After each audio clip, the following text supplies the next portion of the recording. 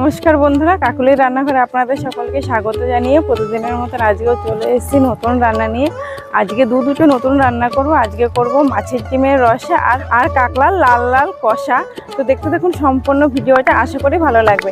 এখনো পর্যন্ত যারা আমার চ্যানেলটাকে সাবস্ক্রাইব করেননি তারা অতি অবশ্যই আমার চ্যানেলটাকে সাবস্ক্রাইব করবেন। পুরনো বন্ধুদেরকে আমার পাশে থাকার অনুরোধ করছি। চলুন তাহলে আমার রান্নাঘরে এবার আমি রান্না শুরু করে দেবো। তো দেখতে থাকুন পুরো ভিডিওটা।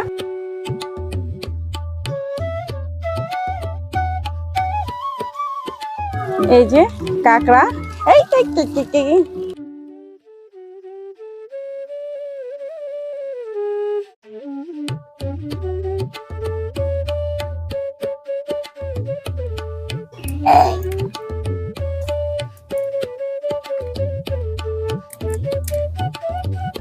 সমস্ত কাঁকড়া বাছা হয়ে গেছে। দাঁড়াগুলো ফেলে দিয়েছি, পাগুলো ফেলে দিয়েছি, শুধু বড় বড় কাঁকড়াগুলোর পা রেখেছি।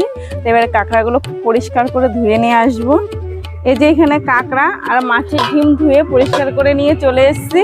আর রান্নার জন্য নিয়েছি আমি এইখানে ধনে গুঁড়ো, পেঁয়াজ কুচি, জিরে গুঁড়ো, টমেটো কুচি, ধনে পাতা কুচি, লঙ্কা গুঁড়ো, হলুদ গুঁড়ো, এখানে আদা রসুন একসঙ্গে বেটে নিয়েছি।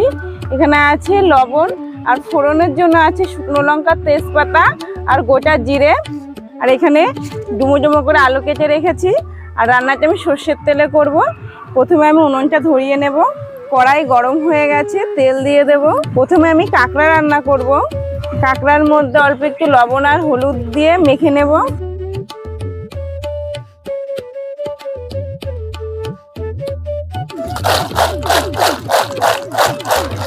কাঁকড়াগুলো আমাদের পাশে একটা বিল আছে, সেই বিল থেকে ধরেছিল। আজকে ধরাটা আপনাদের সঙ্গে দেখাতে পারলাম না, খুব সকালে ধরেছিল, তাই অত সকালে ভিডিও করতে পারিনি, তাই দেখাতে পারিনি। তো কাঁকড়াগুলো প্রথমে ভেজে নেব।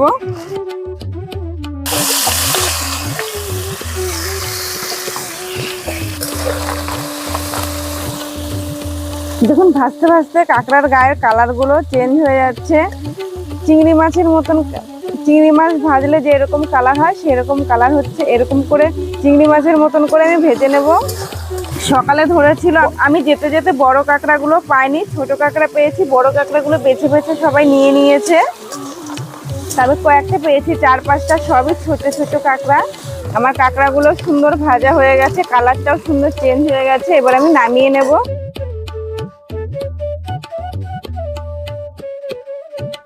ওই কাঁকড়া ভাজার তেলেই আর একটু তেল দিয়ে দেব। ওই কাঁকড়ার তেল ঝালটা করে নেব। ফোড়নে দিয়ে দেব গোটা জিরে, শুকনো লঙ্কা, তেজপাতা। ফোড়ন ভাজা ভাজা হয়ে গেছে, এবার পেঁয়াজ কুচি দিয়ে দেব।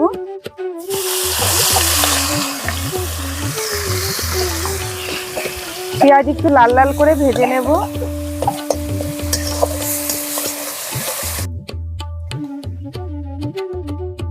না, কাঁকড়া ভাজা খাও, হ্যাঁ নাও। হ্যাঁ মশা কামড়াও, খাও।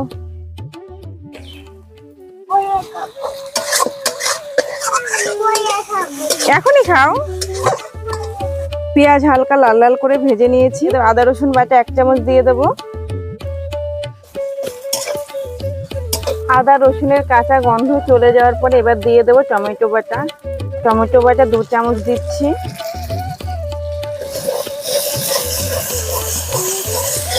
এবার কিছু গুঁড়ো মশলা দেব। দিয়ে দেবো 1/2 চামচ জিরে গুঁড়ো, 1/2 চামচ ধনে গুঁড়ো, 1 চামচ লঙ্কা গুঁড়ো, 1 চামচ হলুদ গুঁড়ো, স্বাদ মতন লবণ দেব। ভালো করে নেড়ে চেড়ে মশলা কষিয়ে দেব। মশলাগুলো যাতে পুড়ে না যায় তার জন্য অল্প একটু জল দিয়ে দেব। এবার জল দিয়ে ভালো করে কষিয়ে নেব। মশলা খুব ভালোভাবে কষিয়ে নিয়েছি।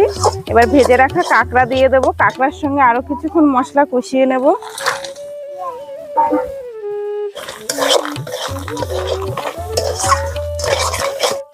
চার 5টা কাঁচা লঙ্কা চেরা দিয়ে দেব। কাঁকড়ার সঙ্গে মশলা খুব ভালোভাবে কষিয়ে নিয়েছি। এবার ঝোলের জন্য জল দিয়ে দেবো। খুব বেশি ঝোল আমি করব না, মাখো মাখো করব। অল্প একটু জল দিয়ে দেব।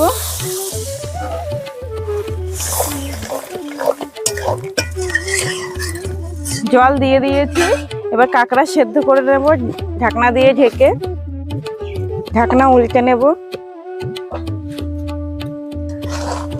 এই সময় উনুনের আঁচটা একদম লোতে রেখেছি। কষা কষা হয়ে গেছে। এবার আমি উপর দিয়ে ধনেপাতা কুচি ছিটিয়ে দেব। ভালো করে মিশিয়ে নেব।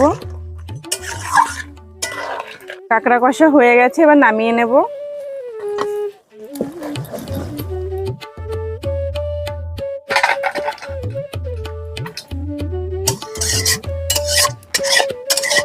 এবার আমি মাছের ডিম রান্না করব। তার জন্য মাছের ডিমে প্রথমে লবণ আর হলুদ দিয়ে মেখে নেব। দিয়ে দিচ্ছি লবণ, হলুদ গুঁড়ো, ভালো করে মেখে নেব। মাছের ডিম লবণ হলুদ ভালো করে মাখিয়ে নিয়েছি। এবার কড়াইতে তেল দিয়ে দেব।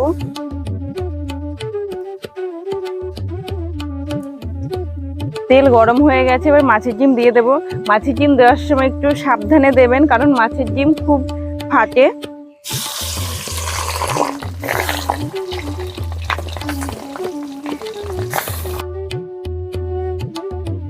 ঢাকনা দিয়ে ঢেকে ঢেকে মাছের ডিমগুলো ভেজে নেব, কারণ মাছের ডিমে খুব তেল ছিটকায় তো গায়ে লাগে, ওই কারণে ঢাকনা দিয়ে ঢেকে ঢেকে ভাজবো। ঢাকনা উল্টে নেব, অপর পাশ ভেজে নেব।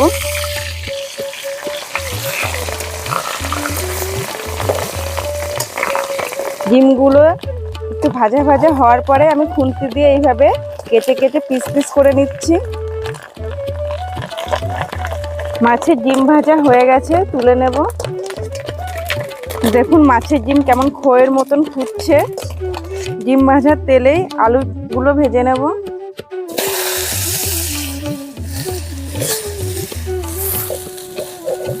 আলু ভাজা হয়ে গেছে, তুলে নেব। আলু খুব বেশি লাল করে ভাজিনি, হালকা ভেজে নিয়েছি। কড়াইতে আরো কিছুটা তেল দিয়ে দেব। ফোড়ন দিয়ে দেবো শুকনো লঙ্কা, তেজপাতা আর গোটা জিরে। ফোড়ন ভাজা ভাজা হয়ে গেলে দিয়ে দেবো পেঁয়াজ কুচি।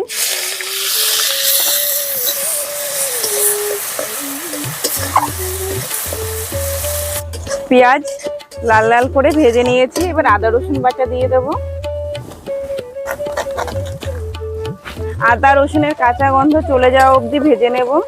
আদা রসুন পেঁয়াজের কাঁচা গন্ধ চলে যাওয়া অবধি ভালো করে ভেজে নিয়েছি। এবার দিয়ে দেবো টমেটো।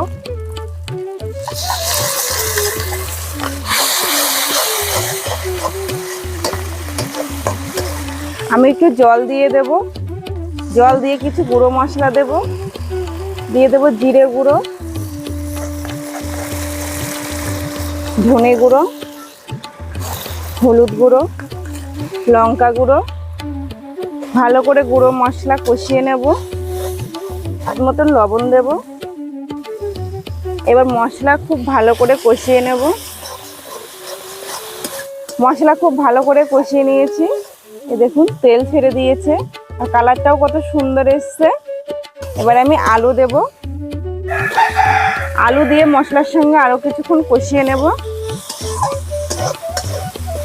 মশলার সঙ্গে আলু খুব ভালো করে কষিয়ে নিয়েছি। এবার ভেজে রাখা ডিম দিয়ে দেব। ডিম দিয়ে মশলার সঙ্গে আলুর সঙ্গে আরো কিছুক্ষণ কষিয়ে নেব। এইভাবে ডিম মশলার সঙ্গে ভালো করে কষিয়ে নিলে ডিমের ভেতরে মশলা ঢুকে খেতে ভালো লাগে বেশি।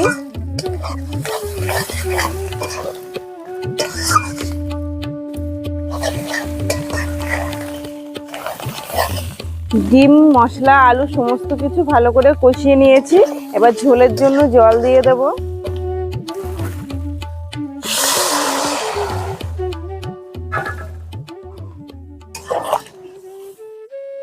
ঢাকনা দিয়ে ঢেকে আলু ডিম সমস্ত কিছু ভালো করে সেদ্ধ করে নেব। ঢাকনা উল্টে দেখে নেব। 10 মিনিট ঢাকা চাপা দিয়ে রেখেছিলাম। আলু সেদ্ধ হয়ে গেছে। এবার আমি বেটে রাখা গরম মশলা দিয়ে দেব। আর দিয়ে দেব ধনেপাতা কুচি। ভালোভাবে মিশিয়ে নেব ধনেপাতা আর গরম মশলা। মাছের ডিম রান্না হয়ে গেছে, এবার নামিয়ে নেব।